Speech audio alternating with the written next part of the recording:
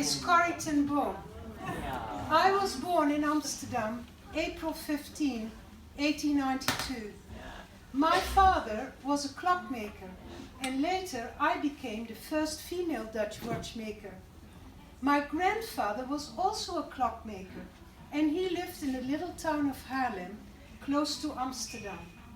In 1844, he started in his house a prayer meeting for the Jewish people, which was most unusual at that time. When my grandfather died, I was 5 years old, and my parents moved back to Haarlem to take over the business. Our family, that's my parents, my 2 sisters and I, 1 brother and the 3 sisters of my mother, lived in the little house above and behind the shop.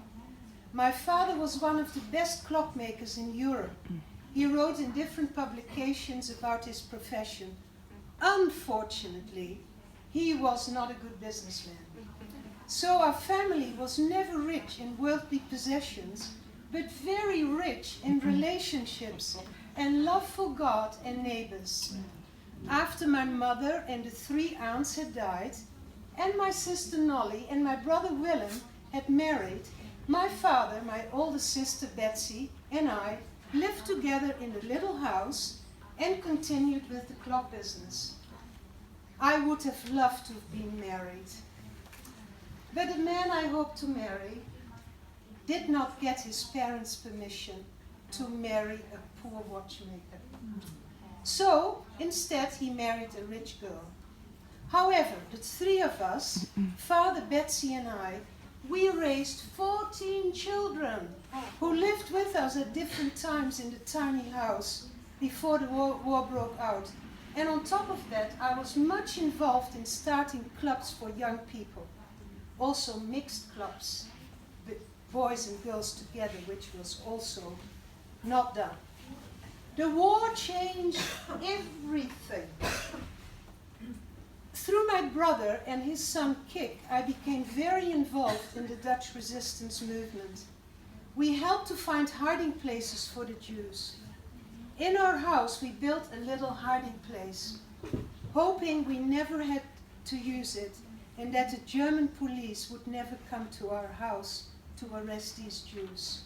However, on February 1944, exactly 100 years after my grandfather started the prayer meeting for the Jews, we were raided, and Father Betsy, Willem and I, we were put in prison.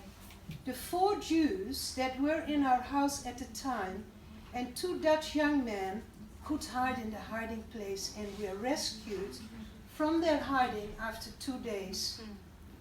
First I was put in prison in Schladming, but later Betsy and I ended up in Ravensbrück, where Betsy died 1 week before I was released through a miracle of God and a blunder of man. How hard it is to understand God's ways.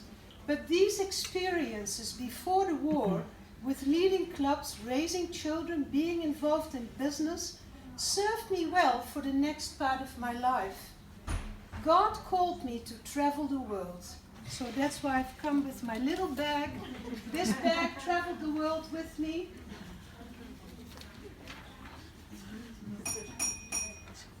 I'll be done.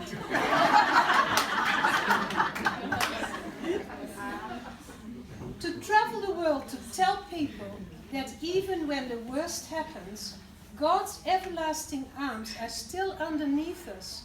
In the concentration camp, Betsy had a vision that we should travel the world with this message. She died, so I took on this vision that Betsy had shared with me. In 1947, I was asked to speak in a church in Munich, and to my surprise, I recognized one of the guards of the concentration camp. He asked me, "Fraulein, Miss, would you forgive me? This was the hardest thing I ever had to do. How could I forgive Betsy slow death and terrible death? How could I forgive her cruelties?"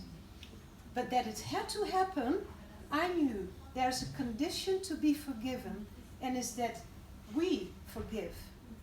So after a long wait, I lifted my hand to him and said, I forgive you, brother, with all my heart. And then a wonderful thing happened. The warmth started in my shoulder, went through my arm, came to my hand and touched his hand. And then this warmth filled my whole being. I had never experienced God's love so much, but that it was his love that enabled me to forgive. Since that trip to Germany, I've traveled to many countries, sharing that message of God's love and forgiveness, and the importance that we also forgive. Thank you.